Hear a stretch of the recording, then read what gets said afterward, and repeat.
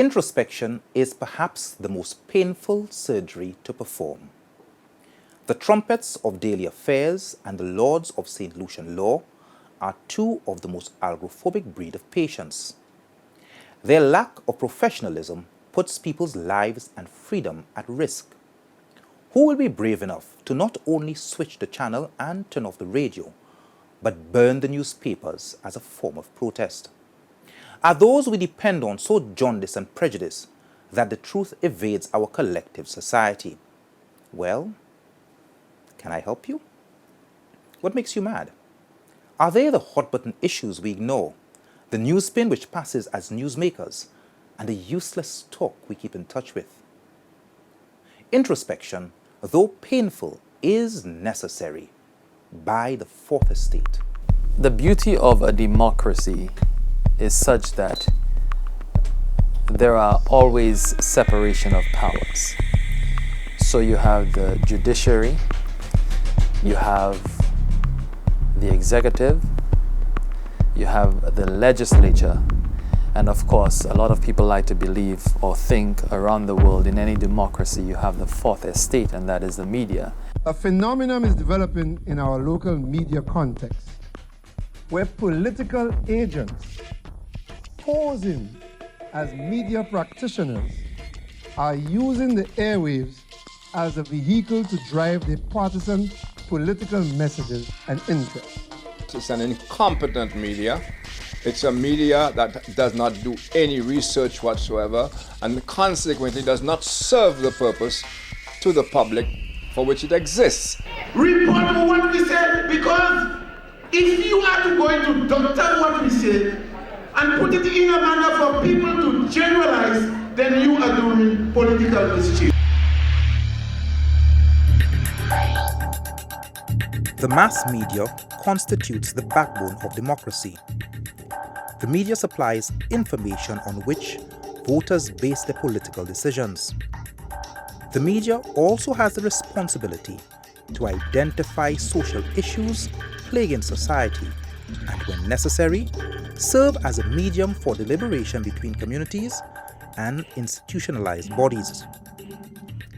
They are also the watchdogs of the society, uncovering errors and wrongdoings by those who are entrusted with the power to govern. It looks like this is the season of the miniatures.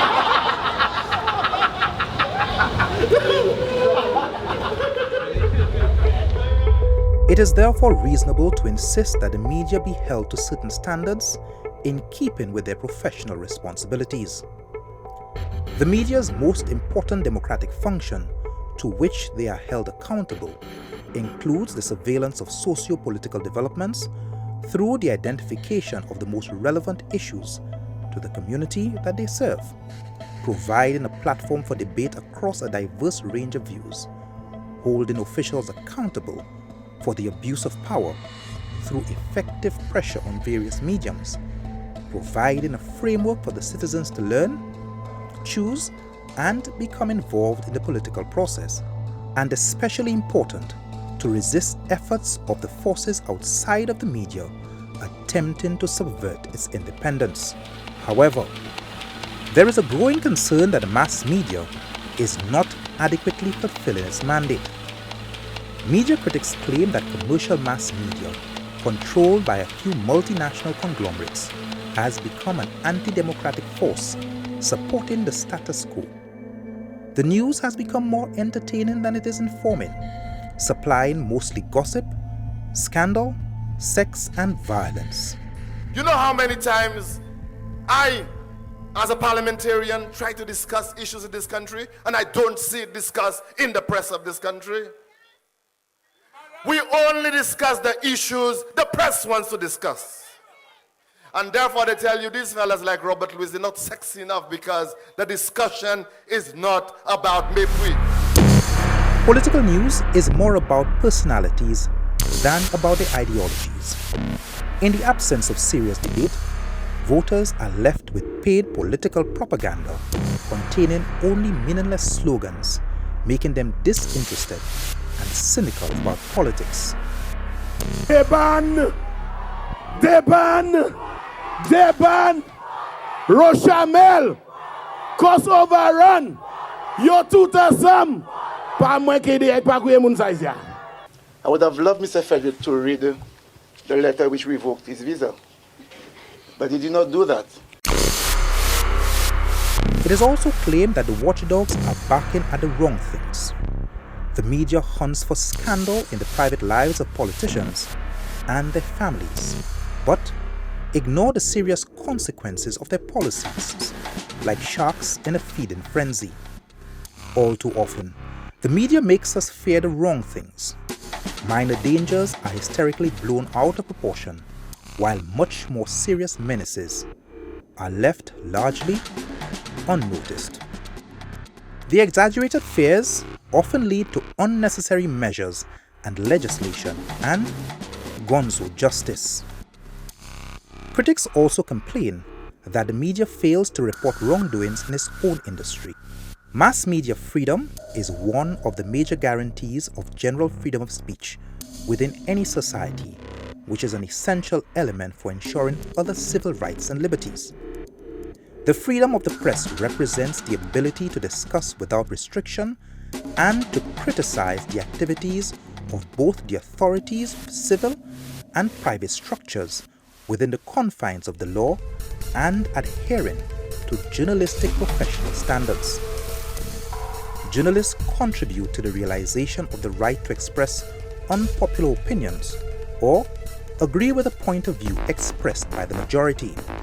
The journalist must defend freedom of speech, retain independence of his or her political views and convictions as he or she attempts to provide informed decisions. He or she must resist any efforts to distort information or introduce censorship of facts. Like any other citizen, the journalist has a right to political and other convictions. However, in his or her professional activities, these should remain neutral and objective.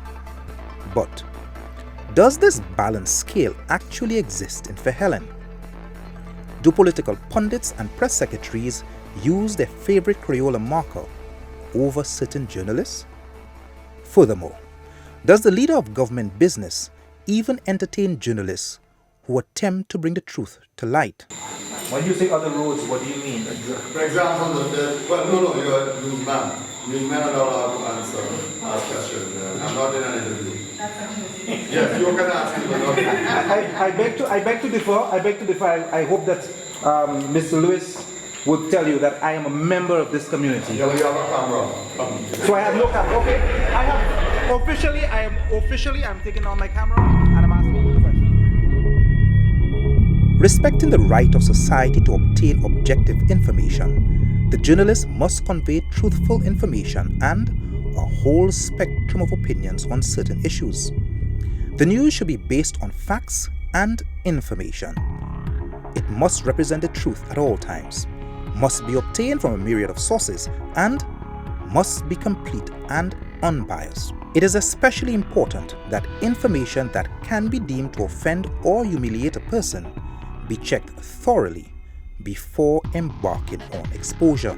The journalist should not be a spokesperson for a self-serving group's interests.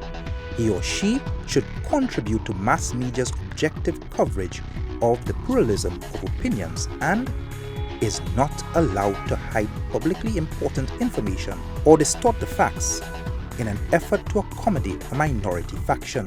Headlines and subheadlines of newspaper articles should correspond fully to the contents of the article. Unconfirmed information, rumors and speculation should be marked as such. The victim of violent incidents should be treated with greater regard and respect, as should be the case with witnesses and victims' families. Special attention should be paid to selecting appropriate photographs illustrating the details of an accident, which may provide a visual component to the story told without sensationalizing otherwise serious issues and catastrophes, as well as the victims who fall prey to such.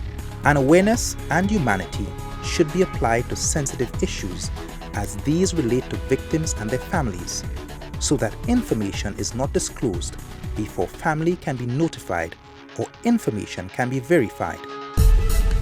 Mass media should not stimulate unhealthy interest in the details of a crime. It is necessary to carefully consider which of the two is priority: interest of the society in getting accurate information, or interest only in who the victims or people concerned may be. The burning question is, are these basic and fundamental rules respected in St. Lucia? So that's a joke? Huh? But we could kill the police too, the police don't have guns. We have guns too. We have guns too. If it's war, it's war. Sometimes I find we take material that is given, interviews that are conducted, and just reproduce without any corroboration, without finding other sides to the story and presenting a balanced view of what has transpired. You know, so in our rush to be first, sometimes there is carelessness. The threats that were made and carried by your station were not inflammatory. They were illegal, they are criminal, because a threat made against any person and carried electronically, that evidence is admissible. The Press Freedom Index is an annual ranking of countries compiled and published by Reporters Without Borders based upon a country's press freedom record in the previous year. Out of 200 countries, St. Lucia ranked 12th in the world, number 1 in the Americas, number 1 in the Caribbean, and ranked higher than any other country in Africa. St. Lucia has come a long way. Its first newspaper, the Independent Press of 1843, relayed news to the plantation owners of all the happenings back on number 10 Downing Street. There was hardly ever news of what happened in the villages where the newspapers were printed. The Voice newspaper, established in 1885 for many years, was white paper, white ink, and white writers. The evolutionary process saw the St. Lucia Guardian in 1901, the St. Lucia Herald from 1911, the Crusader from 1934, the Vanguard from 1973, and the Star, 1975, all brought the truth to light. There are 5 newspapers in St. Lucia, 19 radio stations, and 11 television stations. Crime stories dominate most newscasts, and as such, these stories can place journalists and the judiciary on a collision path. You literally have to look over your shoulder, and especially in an environment where people are so litigious, and also where people are in an environment where they understand and they know their rights. I think we are very lax here. I think the rush for scoops at the people who are involved in journalism don't read. They are not educated, and I use the word to mean they don't know their journalism, they don't know precedents, they're not interested in law. It's just right, it's a scoop. You get a guy to say so-and-so, wow, this is a great thing. But depending on when that is said and when that is carried, you could find yourself in legal trouble. You do not report a story going in and saying, oh, I have to think about the court, I have to think about the market vendors, I have to think about the jury. No. Our responsibility as journalists is when we get there to get the information and to report it as honestly as we possibly can. Yes, later on people may say it's irresponsible, but it is not later on. It is not after the fact. It is what is happening right now when I appear on the scene. I am of the view that the media is largely irresponsible. I don't mean that as a criticism, but rather as an observation. To whom are we responsible as media people? And I'm one of them, I recognize that. I'm responsible to my bank manager, to my shareholders. I'm not responsible to the general public. I am only catering to, perhaps one might say, the lower tastes of the general public so that I may keep my bank manager and my shareholders happy. A politician, on the other hand, is responsible. He is responsible to his constituency. I have, as a media person, no constituency. Therefore, the constraints upon what I write and what I say have to be elsewhere. And that is where the law comes in. The law of defamation, the law of contempt. When we return, a cutlass and a journalist clash. You're in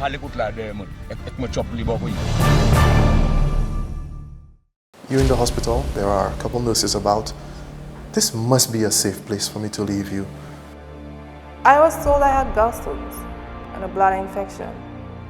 And all the while I was bleeding. The same place they cut me, black blood flowing out of that, and it stinks so bad. Emergency room and your surgery generally is a higher risk service given the nature of the service. My boyfriend was there already waiting for me in the recovery room. And he told me, where's the baby? So I'm telling him the baby is looking like him and everything. So I go to my labor room. The lady tell me they have no baby there. Oh, doctors in St Lucia are useless, and that one should lose their license. But a mistake or perceived mistake made is not necessary grounds for somebody to lose their license. I could already see in the far corner that my daughter's just lying there on a table. And she's not lying there in a way that looks like there's life. I called them to, she in the van, I need help. Either you'll take her in or call the ambulance, you understand? They didn't do nothing. So why would the doctor just stay at home or in his comfort and ask the nurse to proceed to do this type of procedure? I called on him, I said, Doc, please take your time. But I give the assurance that we have very responsible physicians at this hospital, and they will not put patients at risk.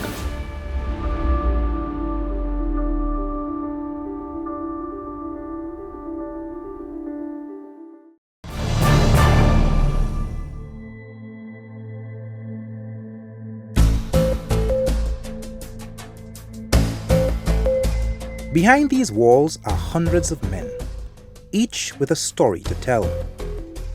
Many have relayed fascinating tales of love, hate, jealousy, revenge, stupidity, lucidity.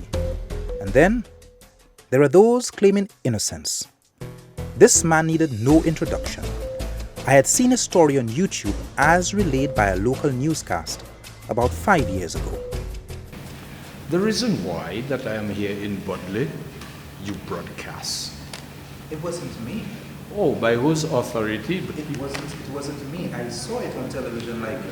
Oh, so therefore, it's not your station. It's not your. No. Anyway, okay. I don't go for a station.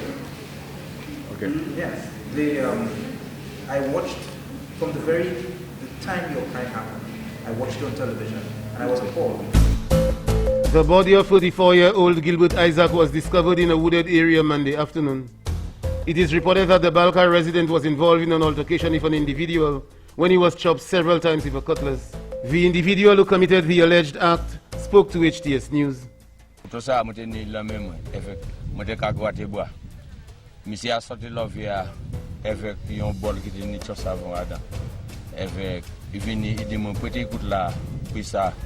Couper coco, moi dis qu'on il supposé marcher coûte là, mon besoin coûte là, mon fait travail moi. Il joue maman. Il dit mon vieux coûte là m'a balé jouer maman. So les jouer maman moi jouer maman il dévie. Il dit moi jouer maman, il paye pour coûte là hacher moi. Moi dis sous dossier nom pour coûte là hacher moi coûte là de pitié derrière moi. So il prend un morceau qui fait sur les épaules moi. Les fait sur les épaules moi bi mak là.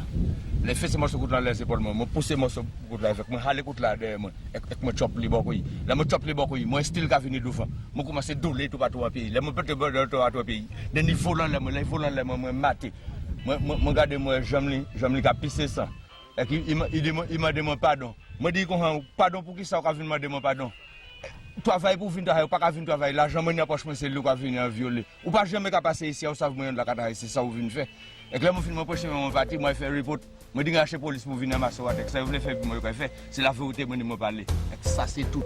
I plead not guilty because I know I defend myself. I did not look for trouble. The Lord never look at it like that. The Lord take me for a liar. Were you instrumental in his death?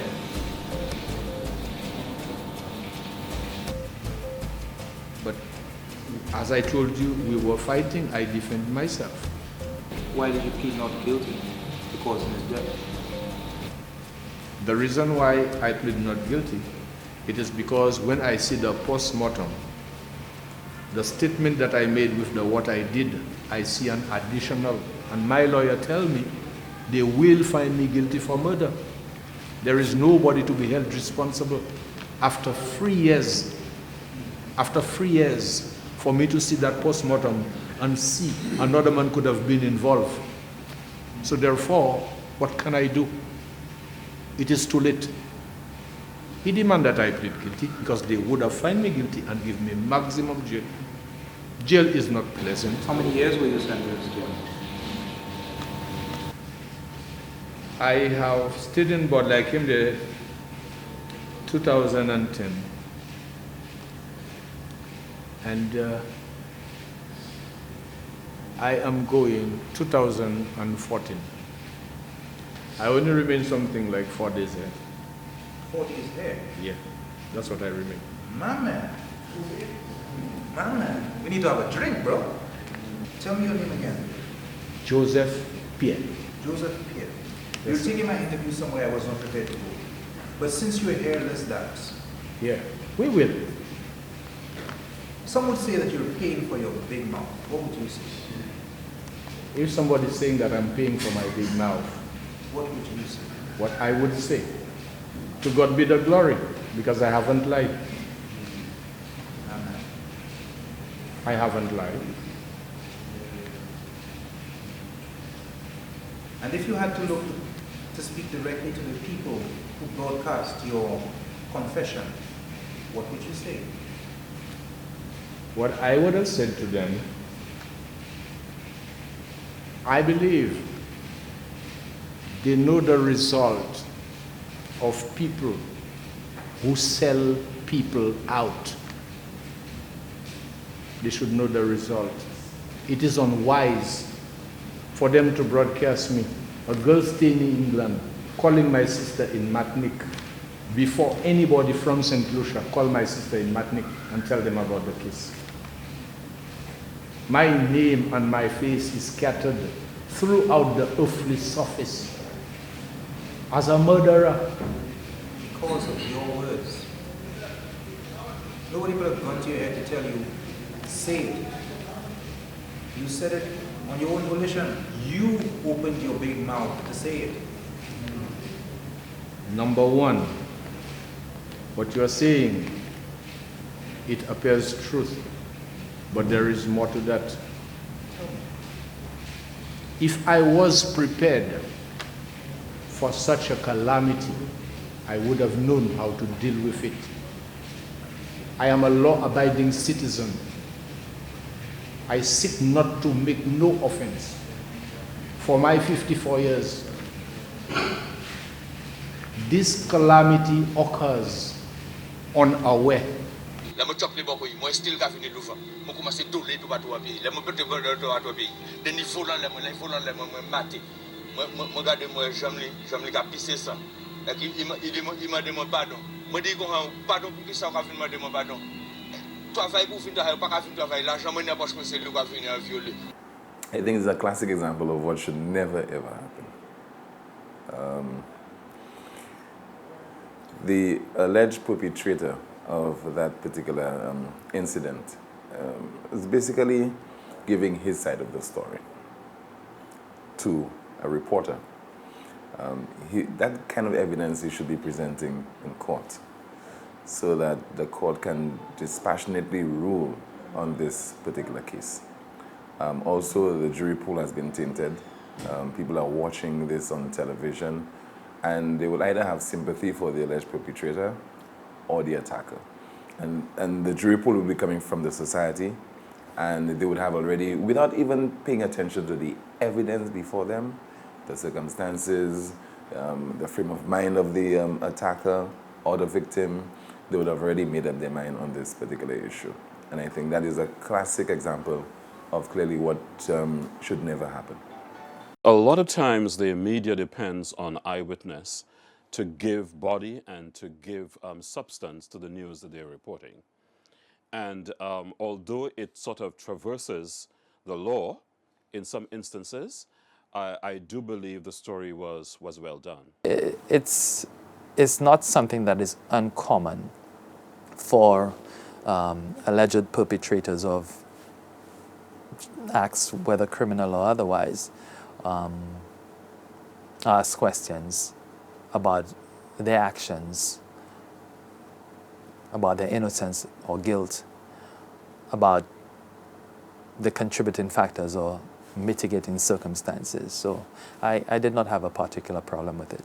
I think that was reckless, absolutely reckless to broadcast that, in my view. I remember some time ago there was a guy who allegedly raped a woman up north, and the police arrested him, a gardener, and he was shackled to a bed. He'd been hurt for whatever reason, shackled to a bed at Victoria Hospital, and HCS went and interviewed him and carried it on the basis, well, he confessed, but that's not how it works. A news program is not, you know, right away you're putting yourself in a position denying the guy his rights. If a reporter just goes and gets a guy who's dumb enough or drunk enough or drugged out enough to make a statement that amounts to a confession, I wouldn't be surprised if his lawyer, that guy's lawyer, could have that case overturned. What I will express now is not the view of an ex-judge, nor even the view of a lawyer, and certainly not the view of the media. As an individual, I would say that it is responsible reporting, providing information on what clearly was a matter of public interest. When we return, does the media contaminate the jury pool? And can the DPP place a gag order? The DPP has absolutely no authority to gag anybody. I've not had to change brakes, I've not had to change oil. When you put that on, you don't even have to press your brake anymore. Myth number one, that this vehicle is not powerful enough because of our hills. I can tell you, I can line up with the best of them, and they won't have the best of me. And you're hypocritical in that you have batteries to say, hey, I'm not so bad on the environment because I have some batteries as well. As lead technician, your take.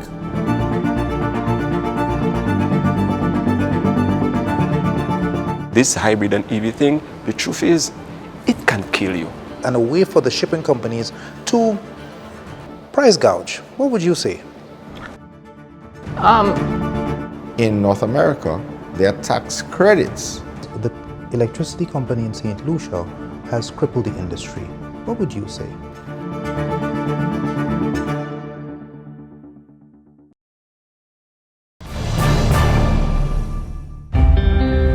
One of the hallmarks of a civilized political system is respect for the right to a fair trial. In St. Lucia, the right to a trial by jury in criminal cases is enshrined in the Constitution. If defendants are to receive an impartial trial, assessments of their guilt or innocence should be decided in the confines of a controlled courtroom by an unprejudiced jury, uncontaminated by the frenzy of a sensationalistic press barrage. Although our system of criminal justice has many significant deficiencies, the overwhelming majority of criminal defendants who go to trial are tried by a jury that has not been contaminated by pre-trial publicity. Their stories are not sufficiently newsworthy to garner press attention. But some defendants are not so lucky. In their circumstances, the press is eager to publish all the evidence they can find without regard to the effects on prospective jurors. The white Bronco is spotted. Few things in television has been as entertaining as the low-speed chase of a white Ford Bronco crossed the freeways of Los Angeles on June 17, 1994. 2 people were dead.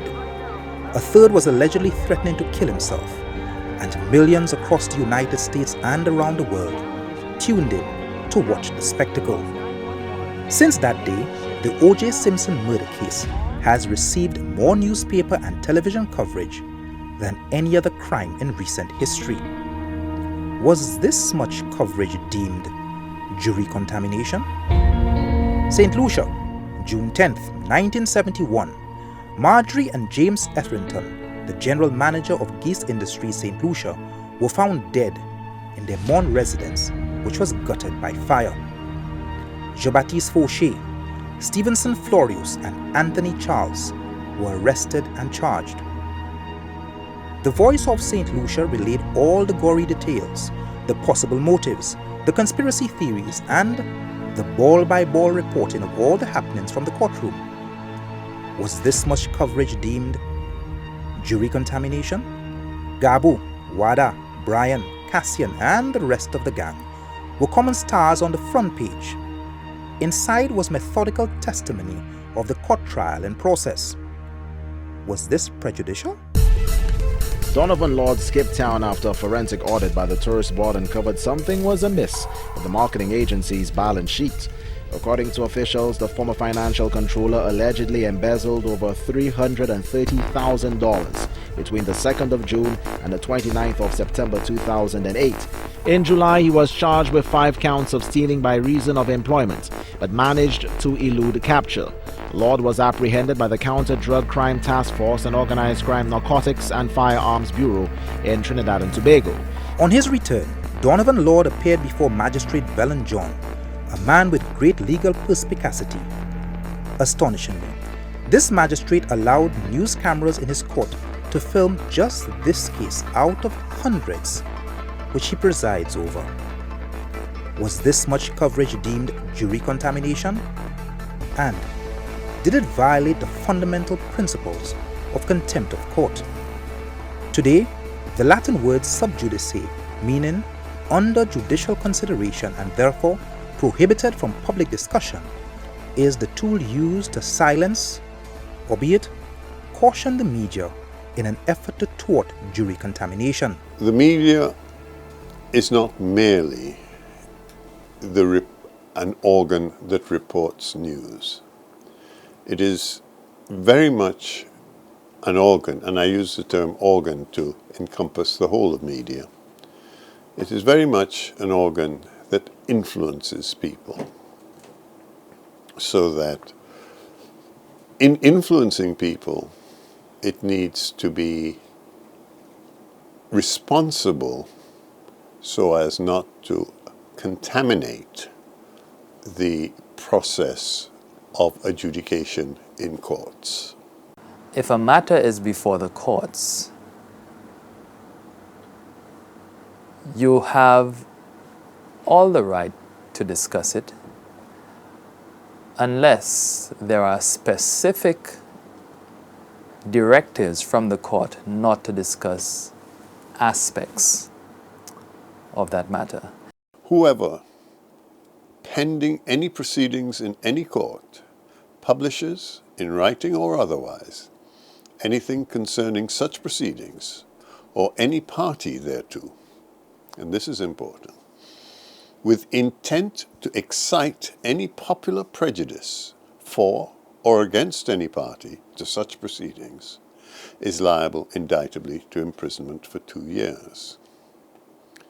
The new law actually doesn't speak about exciting prejudice, but rather who publishes with the intent to influence an outcome.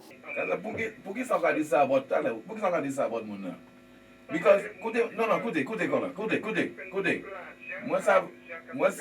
moi ça tous les jours c'est droit pour couiller pour défendre gouvernement, okay? Even though a matter is before the court, there is need for you to discuss it, because one of the things that a court must appreciate is that people must have the confidence in the judiciary. You must have confidence that not justice will only be seen to be done, but it will be done. And you want people as well to believe in the justice system.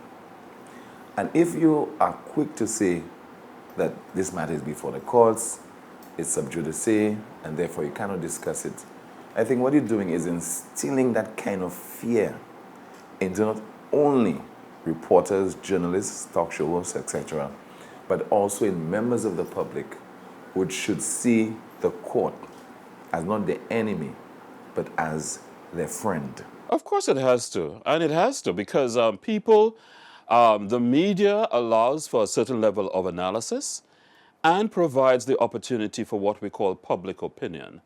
It may not be trial in the legal sense, but people do come to an opinion when the information is presented to them. And people can go one way or the other in terms of determining whether somebody is right or wrong.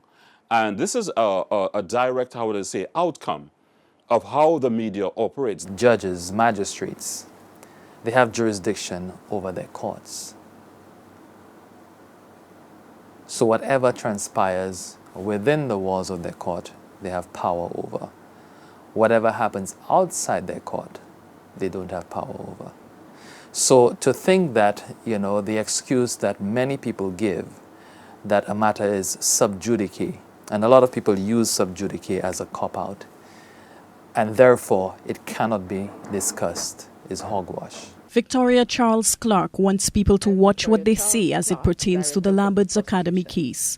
The matter has been widely publicized, with Lambert's headlines sprawled in newspapers and on TV screens across the Caribbean. In this case, the Director of Public Prosecution says it really comes down to what is said and reported.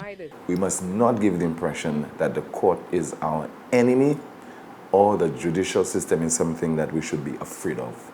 And I think inadvertently, that's the impression that is being conveyed on the part of legal officers, the DPP included, when we are told not to speak about a particular matter. Some caution has to be exercised on what is discussed in the public arena and on the media as it relates to those cases which are currently before the court. It's right in the circumstances, because as I said earlier, our journalists don't seem to have a clue about the law, about court procedure, about things like sub judice and contempt of court and so on, or prejudicing a jury pool. They seem not to think of that. So it is almost condescending, really, that the DPP would have cause to lecture journalists. The DPP is interested in her case, because if something prejudices the jury pool, that may cost the DPP the prosecution's case. So she has every right to warn journalists, knowing the kind of journalists we have here. There is a thin line between responsible journalism and contempt of court. Criminal proceedings are deemed active once a person is arrested, a warrant for arrest has been issued, a summons has been issued, or a person has been charged and remains active until conviction. Contempt of court law is concerned with the possibility that a juror, witness, or lay judge may be influenced by the material which is published about active legal proceedings. Accordingly, any of the following activities could be considered to be in contempt: obtaining or publishing details of jury deliberations, filming or recording within court buildings, making payments to witnesses, publishing information obtained from confidential court documents, reporting on the defendant's previous convictions, mounting an organized campaign to influence the proceedings, and anticipating the course of a trial or predicting the outcome. It is extremely unlikely that a professional judicial officer, whether it be a magistrate or a judge, will be influenced by what is written in a newspaper. It is more likely that a juror or a potential juror reading what a newspaper writes will be influenced by that newspaper, given that the newspaper, of course, is not constrained by the rules of evidence.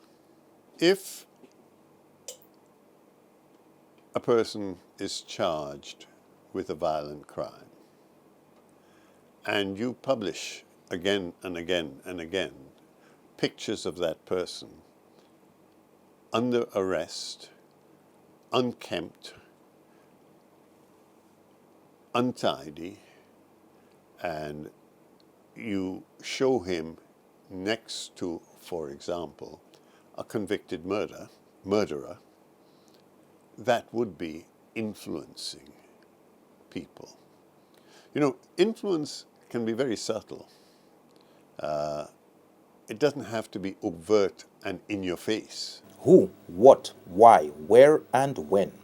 The famous 5 W's of journalism. What happens when the nightly news delivers more than the average viewer needs to be informed? What happens when the information broadcasted is prejudicial to someone's guilty or innocent plea?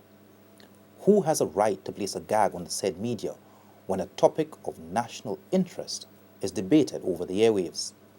Intentionally or not, aspects of the matter will be discussed. When is enough information prejudicial information? The Eugene St Lucia matter was a classic case of the Queen versus the Fourth Estate. I see absolutely nothing wrong with the media commenting, well, recording the fact that here is this person who has been on remand for, I think it was almost 10 years, commenting on the fact that the quality of any evidence which could be brought in his ultimate prosecution might well be corrupted by the passage of time and the failure of memory. I see nothing wrong with that, because it is outrageous and obscene that a man should be in custody for 10 years awaiting trial. Director of Public Prosecutions Victoria Charles Clark on Thursday warned media organizations from discussing matters in the Eugene St Lucia case. In 2004, the Saltibus man was arrested and charged with the 2002 brutal rape and murder of his stepdaughter, Valinda Joseph. Clark also reminded the media of the 4 areas that could constitute contempt of court under Section 390 of the Criminal Code 2004. She further warned media houses could be held liable for any breaches of the criminal code if they published material deemed to have prejudiced the case. The DPP cannot place a gag order on the media. The DPP has no such powers. If a gag order is to be placed, it has to come from the court. The DPP has absolutely no authority to gag anybody. The DPP is a citizen in that regard, just like you and me, responsible under the law not to prejudice a trial. So in saying the media shouldn't publish anything about it, she is speaking loosely of what the law says. Journalists can choose to ignore the DPP if they want to, or if they want to risk it and write whatever they want to write. I mean, the DPP is not stopping anybody from writing anything. It's just that there are consequences for both the DPP's case and the media house. The hypocrisy of the justice system and the callous nature of some media balance out on Lady Justice's pendulum of convenience. The office of the DPP speaks when it suits its interests, while the media continues to run amok with stories which place people's lives and freedom in jeopardy at the want of a sexy headline. The issue of intent, which fuels Section 380 of the Criminal Code, is used even by the Registrar of the High Court to attack, intimidate, and censor the media using her office to pressure spineless media managers. During the production of the Untold Stories documentary, The Cathedral Massacre, 1 week before the program was scheduled to be aired, and 14 years after the accused had committed the crimes and had not been sentenced by a lone judge, the Registrar of the High Court dispatched a letter to all media houses not to air the said program. Again, threatening to invoke Section 380, a classic paradox of hypocrisy, misinformation, and toxic, convenient St Lucian double standards. I am not sure that there are any circumstances which gives the Registrar of the High Court the power to say a matter must not be published. I can say it on air. I can say what my take was on air. Well, bull crap. Bunch of bull. And I read the provision that was attached to the letter, and there was no relation between what she had said and what was in the legal provisions. I think it was very high-handed. I think it was an abuse of power. I think it was an attempt at intimidation.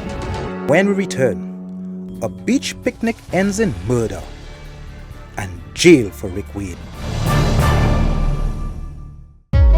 Vaccines work. If a child is unwell, a child should not get a vaccine.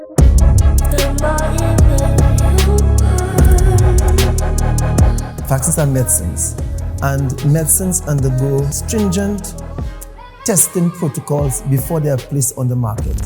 Once you fall below 80% and 70%, your population is now at risk for diseases that you had never seen before. And the countries that have a high level of zero dose have unhealthy children. Welcome to Shielded for Life, the power of immunization.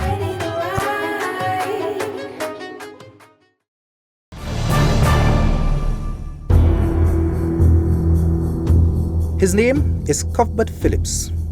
He is a former commissioner of police. He was unceremoniously given the boot in 1988 by then Prime Minister John Compton. The Carl Hudson report fingered Phillipsy as he was known as the R in Rotten of the Royal St Lucia Police Force. On Sunday, April 8, 1990, Phillipsy, along with his old pal Randall York, Deputy Director of Prisons, were chilling here at the Pigeon Point Beach when Phillipsy's son came to complain that a man named Nevian Hippolyte, aka Jockwis, had held a knife to his friend's throat. Cuthbert Phillips went into his vehicle, retrieved his .357 Magnum revolver, and shot Jockwis in the head. Phillipsy claimed it was an accidental shooting, but the ballistic expert Lionel Bell proved otherwise. Within seconds, star journalist Rick Wayne was on the scene, camera and pen in hand. The stories, which were subsequently splashed on the front page of the Star on April 14th and April 21st, would be the basis for legal precedents. Oh, I'm probably the only one in St Lucia, if not the Caribbean, typical, who was hauled before the court because I wrote something that was deemed contempt of court. The stories that followed up right immediately were all stories indicative of a self-defense plea.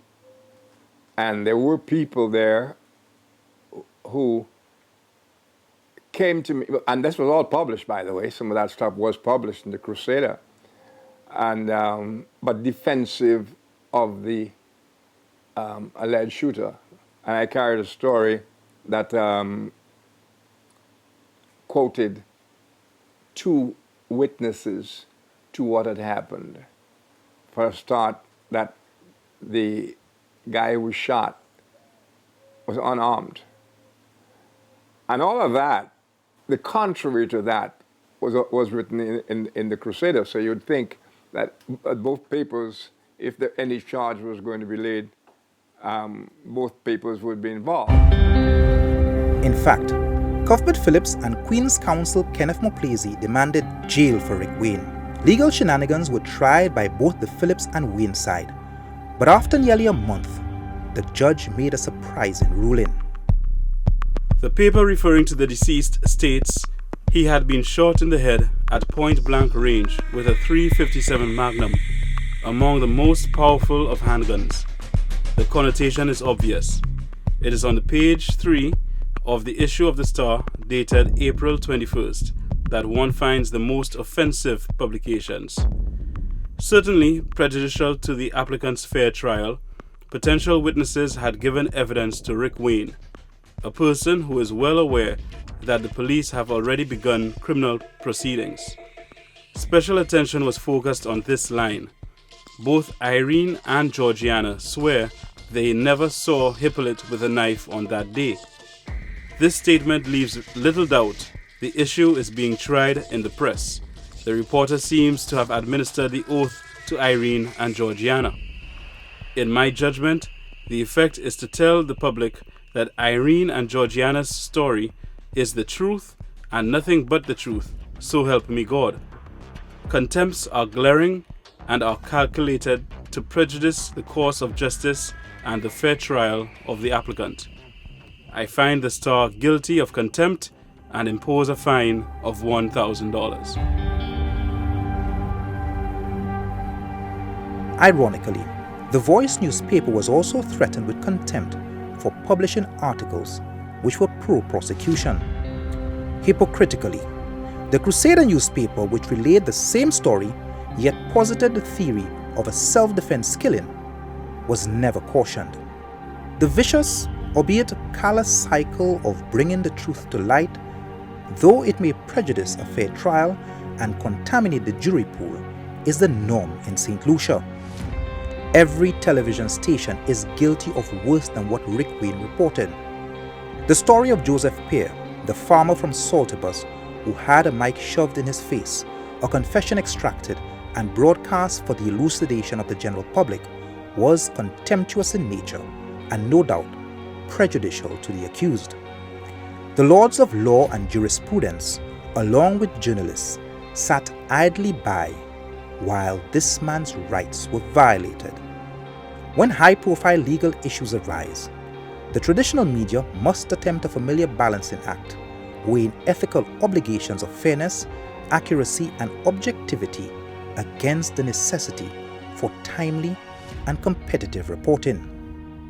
This mission in itself requires careful execution. But there is significantly more pressure in recent years due to a voracious 24-hour news cycle, competition by new media entities that have high-tech speed and, occasionally, choose to remain unfettered by journalistic ethics and challenging economic realities.